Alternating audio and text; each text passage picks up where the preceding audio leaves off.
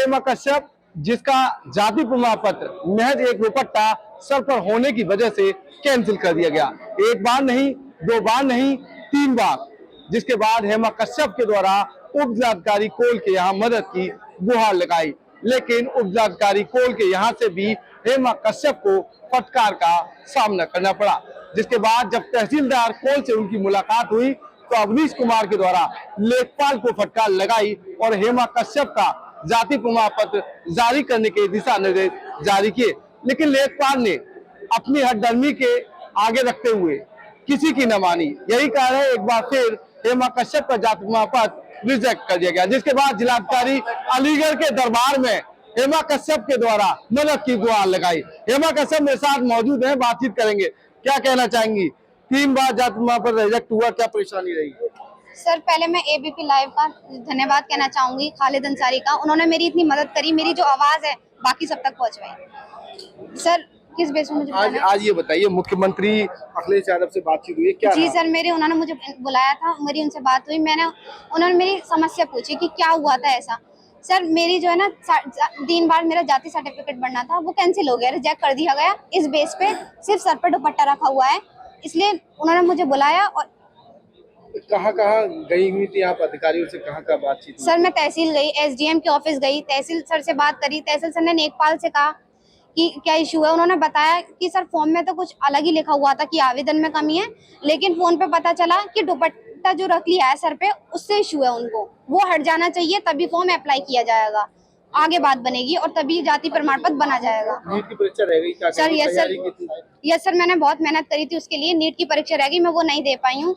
और मेरी यही सब दबाव वगैरह भी आया, कोई लेखपाल ने कुछ लिखवाया भी था आपसे? क्या लिखवाया? ये सर, उन्होंने मुझसे एक नोटिस लिखवाया था, उसमें सिग्नेचर, मेरी ये गलती है, मैं उसे पढ़ नहीं पाई थी। अच्छा, पढ़ नहीं पाई? मैं उसे पढ़ नहीं पाई थी और मैंने उसमें सिग्नेचर कर दिए। तो क्या लग रहा है, अखिलेश यादव जी से मुलाकात हुई है, कोई आश्वासन मिला है? यस सर, उन्होंने मुझसे कहा आप अपनी समस्या बताएं और मुझे लिख के दें, मैं आपकी क्या मदद कर सकता हूँ आगे की पढ़ाई में। और बाकी मैंने उनसे बोला है कि जैसे मेरे साथ हुआ है, मैंने सफर किया, वो बाकी किसी के साथ ना हो। क्या कहेंगे, आवाज उठानी चाहिए? हाँ बिल्कुल, मैं सर और लड़कियों के लिए एक मोटिवेशन देती हूँ कि किसी भी तरीके की जाति हो, ये हमारा हक है, ये राइट है कि हमें उसके आगे बोलना चाहिए।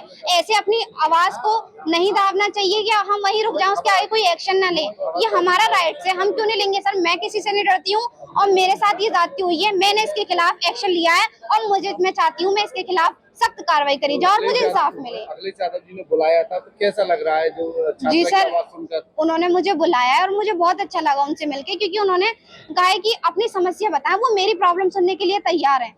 अखिलेश यादव जी ने अपनी पोस्ट भी शेयर की है जिसमें आप... जी सर, उन्होंने मेरी पोस्ट शेयर करी है जिसमें उन्होंने मेरे लिखा हुआ है कि जो ये हो रहा है इंडिया में, जो भी एक मतलब सर यहाँ पे ना छोटी छोटी बातों को इतना तवज्जो दिया जाता है, इसलिए हमारा इंडिया ना बाकी कंट्रियों से इतना नीचे है, इतना पीछे है कि उसके मतलब छोटी छोटी बातों के लिए ना सर्टिफिकेट बनाई, ना किसी में फॉर्म अप्लाई कर पाए, और क्या सर आगे कोई करियर नहीं बना पाएगा या कोई क्या मुसलमान समझकर ये रिजेक्ट कर दिया गया? यस सर, उन्होंने मुझे यही समझा। और जब मेरे पापा लेखपाल से मिले तो उन्होंने ये बोला कि आप बताइए कहाँ से हिंदू लग रही हैं। सर, इतना काफी नहीं था कि आधार कार्ड में मेरा नाम लिखा हुआ है या मेरे पापा का नाम लिखा हुआ है।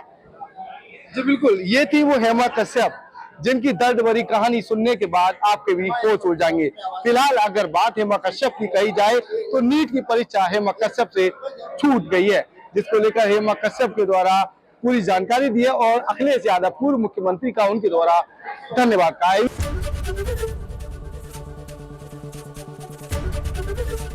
एबीपी गंगा, खबर आपकी, जुबान आपकी।